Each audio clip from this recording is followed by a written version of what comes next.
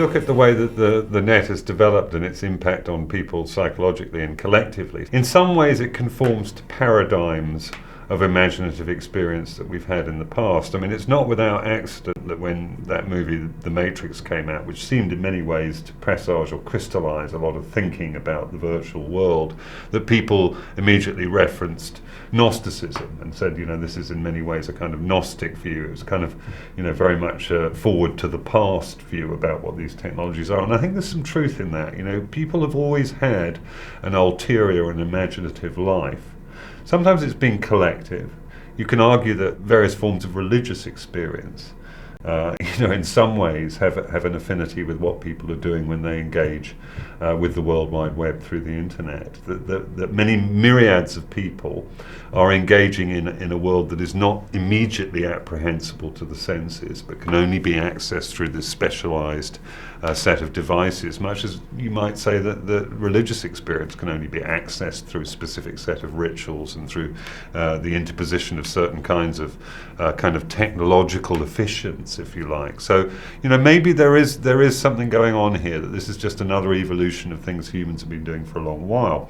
Where it differs, though, I think, is in the way that the kind of the web experience, the internet experience, is very fragmenting and very anomic. It doesn't follow rules. The rules that are, indeed, it seems to encourage a kind of fissiparous tendency in humans to break up into smaller and smaller agglomerations and to use it to find, as it were, kind of what they're looking for, usually in quite a dark way.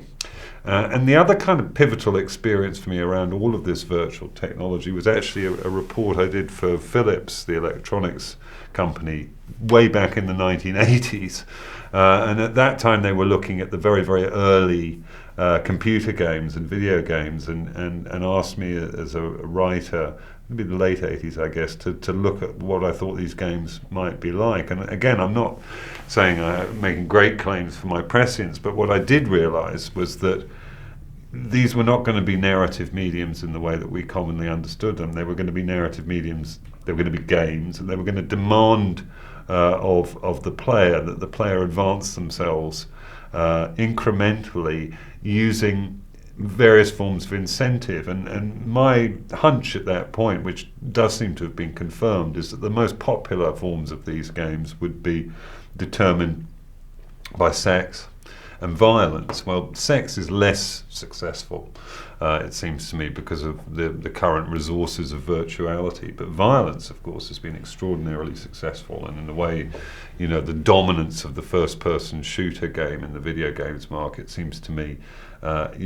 evidence that violence is the lowest and most effective common denominator of people's willingness to suspend disbelief in a virtual mode.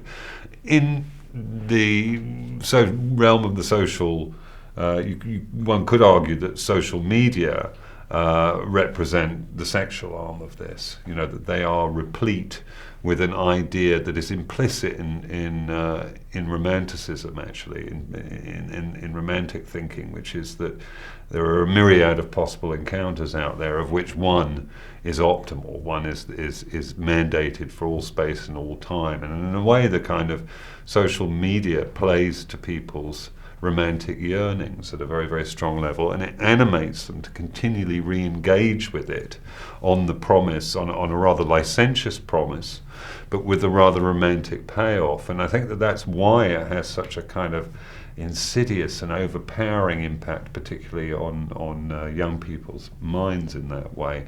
So you've got these two broad things. On the one hand, you have a kind of ulterior experience, almost akin to a religious experience, a sense of being out of body, a sense of being involved in an arena that is not the ordinarily understood social arena or cultural arena even.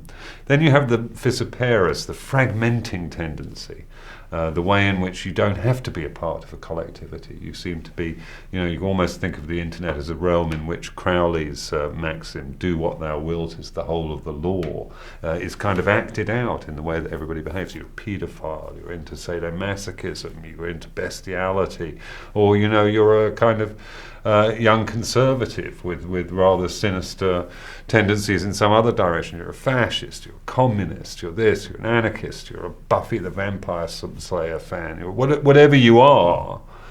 You have the potential to find confreres of various kinds in this realm. So you have these two things going on, and you have the enormous impulses of sex and violence that seem to be given free rein in one form or another. And I think what happens then, and what seems to be increasingly happening, is that people in a way upload their imagination to the web. You know, people have uploaded their imagination in the past. They've uploaded it into this religious realm. They've uploaded it into earlier media.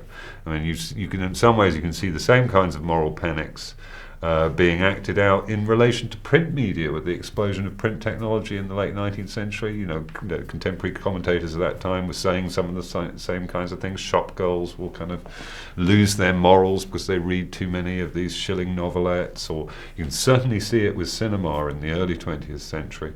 You can see it with popular music as you go on through the century, and its mechanized forms of mass access. You can see it with TV, and now you see it with the web. So I don't think there's anything necessarily, I think the thing that is unusual about the internet and the World Wide Web is how uncollective an experience it is. Because in a way, all of these other mediums, because of their very visibility, their very kind of presence and salience, their discoverability, are more obviously policed by the same kinds of social and moral codes that have always been in operation.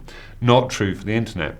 Some people might say that that's its strength, that's its kind of that's why it's kind of interesting and kind of democratic, the sort of WikiLeaks or indeed Wikipedia or indeed Wiki anything view of the web, which is that it is.